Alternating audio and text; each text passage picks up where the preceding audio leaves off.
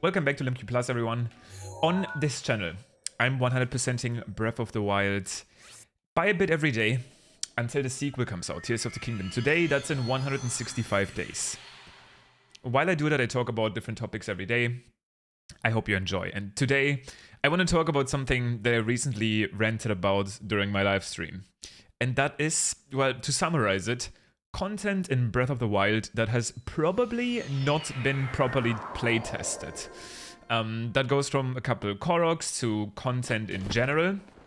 I'm gonna be getting these koroks up here and then go to the first korok that in my opinion was probably not really playtested. I don't really know what their intentions were. Maybe you agree with me, maybe you don't agree with me. But the number one thing that if you've done it, I'm almost 100% sure you agree with me that it's not properly playtested, is the Trial of the Sword in Master Mode, and especially the beginning trials. I feel like what happened is that when they made the Trial of the Sword, they made it, a different team made it, and not the team that also designed Master Mode, and then they kind of just like threw both of that in the game together without really testing it, just scaling up the enemies like Master Mode usually does, and not really thinking much more about it. Now, if you've ever done Trial of the Sword, and you've done it in Master Mode, I'm almost certain that you would agree with me that the beginning trials, the first of the trials, the very beginning one, the noob one, is actually by far the hardest one in Master Mode. This is because the enemies still scale up, but the weapons don't. You still have to deal with very weak weapons, and a lot of the floors are already pretty hard, but especially floor 10. If you've done floor 10 of the Trial of the Sword in Master Mode, the beginning trials, you know what I'm talking about. This is the Lizalfos floor. There's this like wooden building and there's 3 Lizalfos. One in the middle, a blue Lizalfos, and on the left and right there is some white Lizalfos. Pretty tanky guys. You basically don't really have the weaponry to normally take them out if you don't go for sneak strikes. And if you don't go for sneak strikes, for something called a sneak strike chain, where you sneak strike one after the other, you basically won't be killing them because they will be jumping into the water, regenerating their health, and it's the most frustrating experience ever. There's almost no way in my mind that somebody actually tested this and thought this was okay, especially considering that the trials actually get easier. They get easier later. The master trials, the last trials are easier than the beginning trials. There's almost no way in my mind that this was balanced. Another korok that is not balanced and probably hasn't been tested, I want to say, at least not properly, is this one. The timing for this race is so incredibly tight, it's actually upsetting. Let me show you what I mean. So I'm actually going to be using a wind bomb here, right? A wind bomb is obviously something that, okay, some people actually still argue about this, but I think it's pretty fair to say that a wind bomb was not... How did this guy just survive? Okay, maybe that also wasn't playtested. A wind bomb is something that most certainly wasn't intended by the developers. Some people still disagree, but let me show you. Doing this specific korok seed with wind bomb. So I'm already going to be using a glitch to beat it, okay? Okay, and I did actually have like a quarter of the time left here because I got the perfect wind bomb.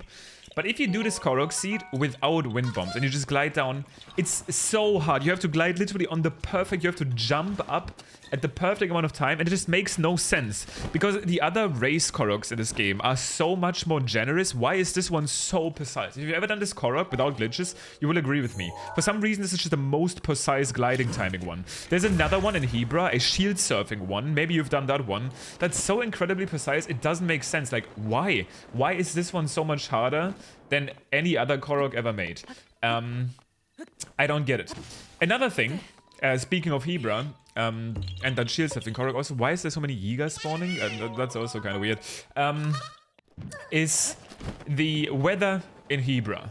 I don't understand why the weather in Hebra is like 80% foggy, snowstormy. Hebra is such a pretty area if you actually have clear weather. It's really beautiful to look at. It's probably the prettiest like mountainous area that Nintendo has ever made. But the sad part is that like 80% of the time you don't get to see it. You just simply don't get to see it because it's snowstorming. And I almost feel like there is no way that Hebra was extensively playtested with that in mind, because it's so sad. You literally barely ever get to see its beauty. And that makes me think that that's another thing that probably wasn't really playtested. But speaking of koroks, and this is infamously, it's very weird. So this korok in the 100% route is called korok W44. It's the korok in the wasteland region with the number 44. Wasteland region because this korok belongs to the region that you unlock from scouting with the wasteland tower. So let me get it. And there's two options. Either this is gonna look pretty normal, or you'll see what I talk about.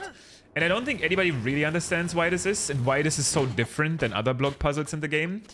Let me know if you've ever done this korok yourself and you share my pain. Pretty much every 100% runner will 100% agree with me. It's the block puzzle up here. First of all, we need to find the actual block, which I think is on this island over here. Yeah, it didn't load in for some reason. If you actually stand precisely on the edge here, you can pick it up with magnesis. And then you see the structure. This is obviously what you're planning to build. And it's here again, and you're supposed to stick it in the middle. So I don't know how this is gonna go. We might get lucky and get it right away. Okay. Not looking great. And you already see where the problem is. Again, I'm sure some of you have done this korok before and struggled with similar issues. Do you see this?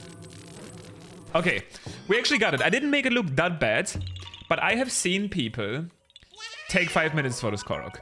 It's very strange how this opening is just so much more precise than every other opening that they've ever made. Also, we're already at 11.74%. The goal for today is 12, which would be another percentage. I'm absolutely sure that one of you watching this video has done this korok and has suffered with it. And that is also me. Especially in 100% speedruns. When you try to go fast, this one is a nightmare. Again, the Hebra weather also really doesn't make sense to me. The Trial of the Sword beginning trial is something that I am actually sure every single person will agree with me.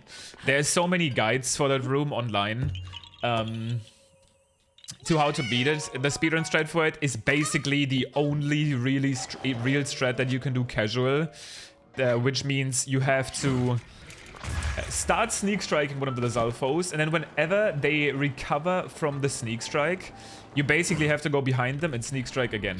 But there is no way, at least in my mind, that Nintendo thought that this is a strat that people should go for, especially if the Trial of the Sword actually gets easier in the middle trials and the final trials. That does not make sense.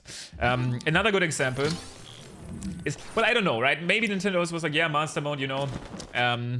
I would love to hear the developers on this. If they just said we're adding Master Mode, because Master Mode in general in some places just seems unbalanced. Another really great example. Master Mode, Champion's Ballad, so that's the DLC, right? The DLC content, the DLC story content. Refighting Waterblight Ganon. You refight Waterblight Ganon with a silver bow and like 5 arrows or something stupid.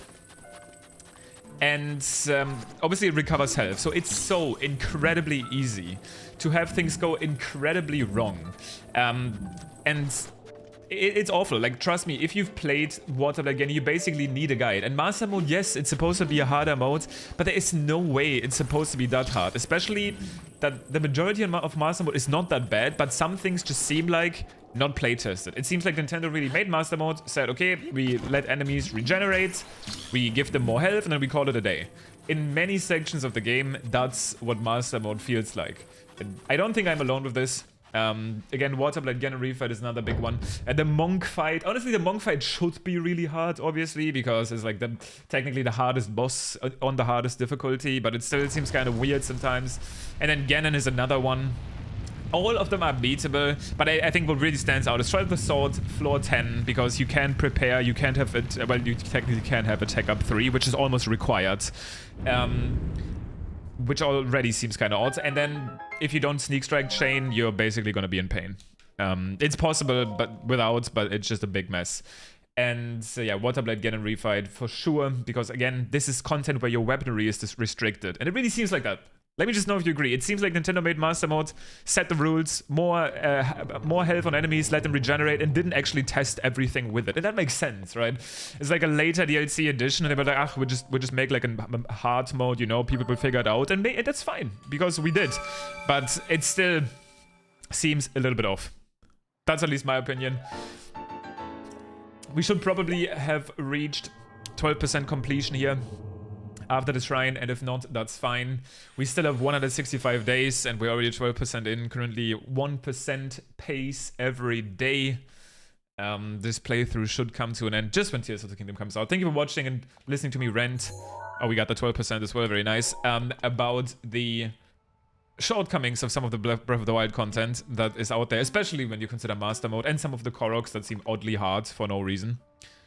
Let me know if you agree with me, if you have similar experiences, or experiences that didn't point out that you think are kind of hard. Actually, I mean, I talked about this multiple times. This thing, where is it? Where is it? This thing. The horse riding parkour, especially this hurdle down here, and sometimes you just can't jump over. Dude, don't even get me started. I talked about this in my all minigames video on my main channel. You've probably heard somebody rage about this. This horse parkour also some bullshit. I don't think this was actually playtested either.